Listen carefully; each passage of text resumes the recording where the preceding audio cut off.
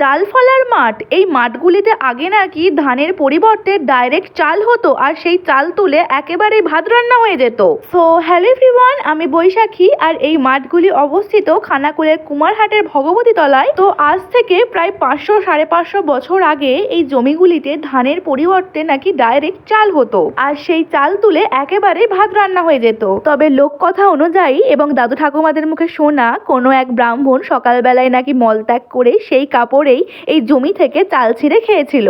আর সেই দেখেই মা ভগবতী রেগে গিয়ে অভিশাপ দিয়েছিল, এবার থেকে তোরা আর চাল ছিঁড়ে ডাইরেক্ট ভাত রান্না করে খেতে পারবি না, আগে ধান হবে, তারপর সেই ধান সেদ্ধ করে ভাঙিয়ে তারপরই ভাত রান্না করে খেতে পারবি। যেহেতু এই জমিগুলিতে ডাইরেক্ট চাল হতো, সেই কারণেই এই জমিগুলিকে চাল ফলার মাঠ বলা হয়। তবে এখনো এই কথাগুলি বিশ্বাস করা হয়, মেনে চলা হয়। তো আমি খানাকুলবাসীকে বলবো, এই গল্পটিও আপনারা ঠাকুমাদের মুখে শুনেছেন কিনা অবশ্যই কিন্তু কমেন্টে জানাবেন আর এই ভিডিওটিকে অনেক অনেক শেয়ার করে দেবেন।